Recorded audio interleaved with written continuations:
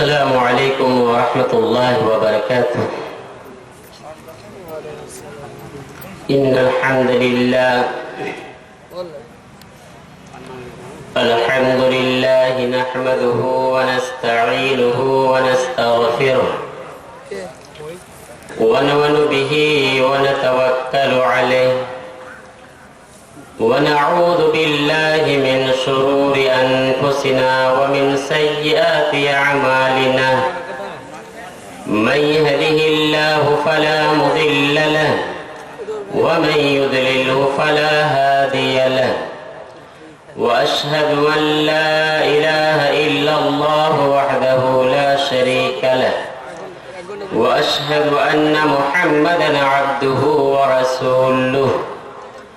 أما بعد فإن أصدق الحديث كتاب الله وخير الهدي هدي محمد صلى الله عليه وسلم وشر الأمور محدثاتها وكل محدثة بدعة وكل بدعة ضلالة وكل ضلالة في النار.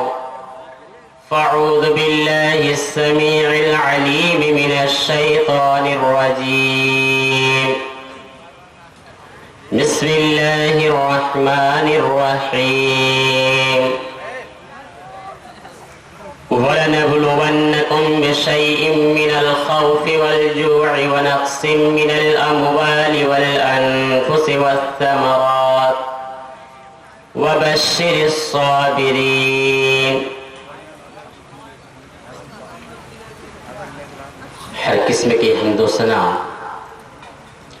تعریف و توصیف، کبریائی و بڑائی، بزرگی و برتری اس وحدہ لا شریک خالق کائنات مالک ارض و سما کے لیے لائق و زیبا سجاوار ہے، جس نے ہمیں اورات کو اس دار فانی کے اندر پیدا کیا اور پیدا کرتے ہی ہمیں یوں ہی جانوروں کی طرح بھٹکتے ہوئے نہیں چھوڑا، بلکہ ہمیں سیدھی راہ دکھلانے کے لیے، صراط مستقیم پر گامزن کرنے کے لیے بے شمار انبیاء کرام اس دنیا پر بھیجے. ان میں سے ہمارے آخری نبی آخری کڑی پر بے شمار درود و سلام کا پھول نچھاور ہو. آمین. اللہم صلی علیہ وبارک. محترم صدر صاحب، علماء کرام، سامعین عزام، پردہ نشی خواتین اسلام، خطبہ مسنونہ کے بعد قرآن مجید کی سورۃ البقرہ کی ایک آیت آپ کے سامنے پڑھی گئی ہے. اللہ رب العالمین سے دعا کریں کہ ہمیں سننے کے ساتھ ہی مزید عمل کرنے کی بھی توفیق عنایت فرما. آمین. آج جو حالات ہیں اور لوگ جن حالات سے گزر رہے ہیں، سکون اور چین نام کی کوئی چیز نہیں ہے.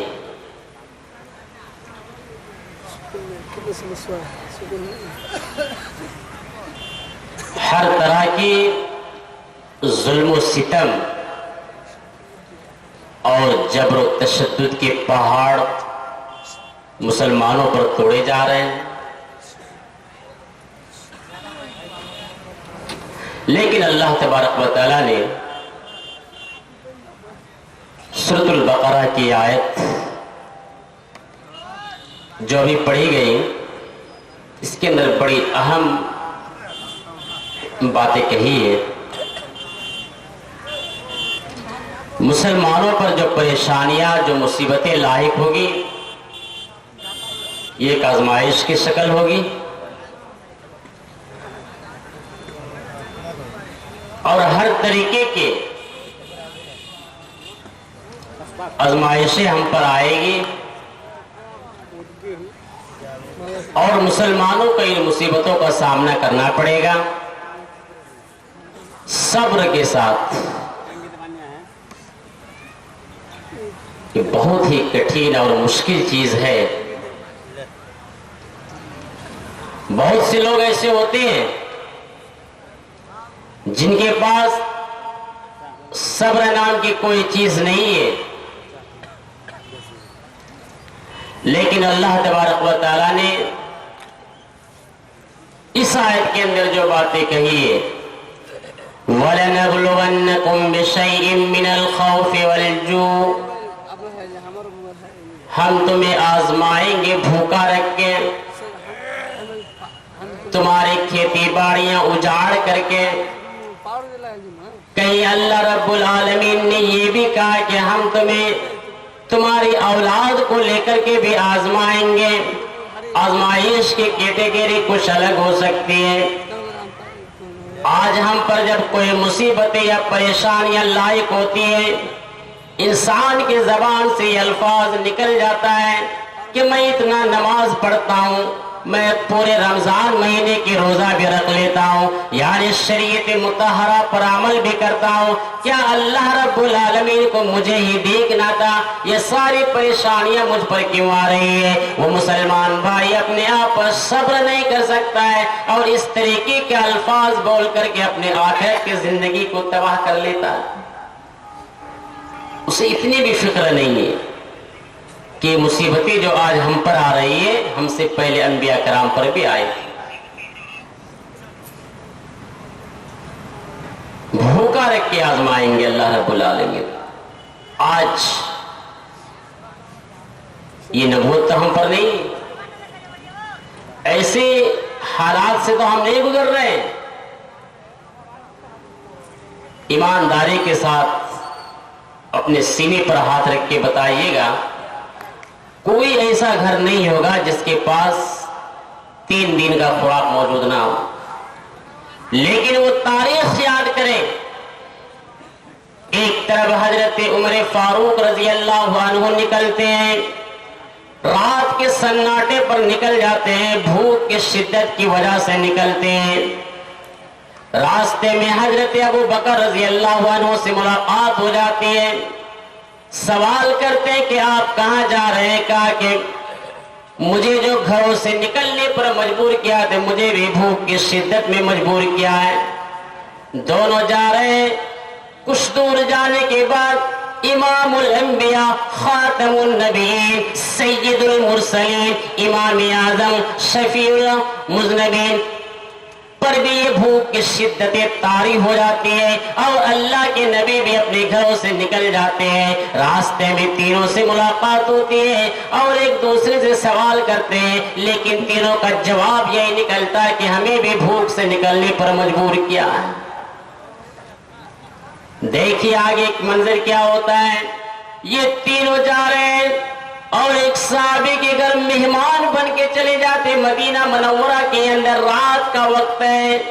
मेरे मुसलमान भाई गौर करें, अगर वक्त मान लिया जाए कि आज के तारीख में अगर 12 बजे या साढ़े 12 बजे की रात में अगर हमारे घर की चौखट पर कोई मेहमान अगर आ जाए तो हमारे घर की औरतें इतनी रात के वक्त उठ करके उस मेहमान के लिए कोई खाना तैयार करने पर आमादा नहीं होगी, बल्कि वो औरतें अपने दिल में ये सोचेगी, क्या इसे इतने ही रात में वो मेहमान को मेरे घर में आना था? लेकिन वो साहबी देखिए रात के 12:30 या 1 बजे अपने घर के दरवाजा खोल देते हैं। देखते हैं कि खातमुन नबीयीन आए, इमामुल अंबिया आए हुए और कहते हैं कि अल्लाह के नबी बैठ जाए। साथ में उमर फारूक भी है और हजरत अबू बकर सिद्दीक रजी अल्लाह अन्हु भी है। तीनों बैठ जाते हैं। तीनों को घरों से निकलने पर मजबूर किसने किया था? भूख की शिद्दत ने किया था।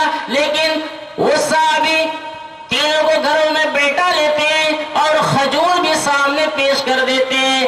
अल्लाह के नबी सल्लल्लाहु अलैहि वसल्लम के सामने जब खजूर रखा जाता है और कहते हैं कि अल्लाह के नबी आप खाइए, आप तो हमारे घर मेहमान बन के आए हैं। ये तीनों खा रहे हैं।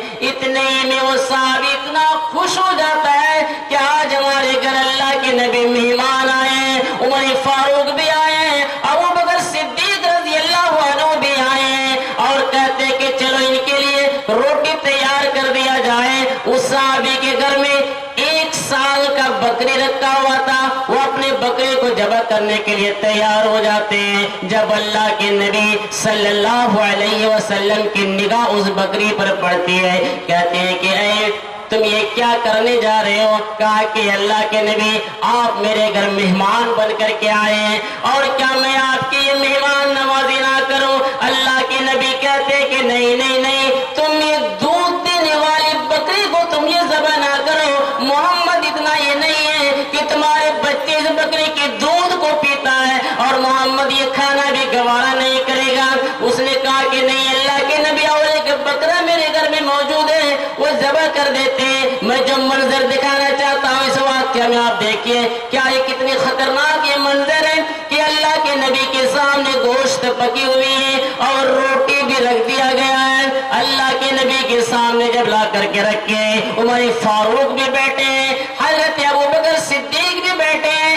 کئی دن سے تینوں کو کھانا نصیب نہیں ہوا ہے، بھوک کی شدتیں بڑی تڑپا رہی ہے۔ اللہ کے نبی کی آنکھوں سے آنسو نکل رہے ہیں، اللہ کے نبی رو رہے ہیں۔ حضرت عمر فاروق رضی اللہ عنہ کہتے ہیں اور ابو بکر بھی کہتے ہیں کہ اللہ کے نبی کھائیے، کئی دن سے ہم لوگوں کو گھروں میں کھانا نصیب نہیں ہوا ہے، لیکن آج اللہ رب العالمین نے مجھے یہ کھانا نصیب میں دے دیا ہے، ہمارے مقدر میں شاید اس کے گھر میں یہ کھانا لکھا ہے۔ اللہ کے نبی کہتے ہیں اے عمر، اے ابو بکر، تجھے شاید معلوم نہیں ہے کل میدان محشر میں اللہ رب العالمین تجھے یہ سوال کرے گا کہ تمہارے سامنے جو روٹی اور یہ گوشت کا ٹکڑا میں نے تجھے کھلایا تھا، کیا تم نے اس نوالے پر اللہ کا شکر ادا کیا کہ نہیں کیا؟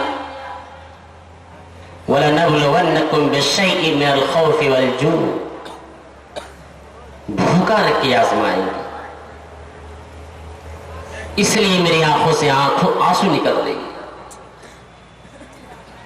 کہتے اچھا ٹھیک ہے، اور اس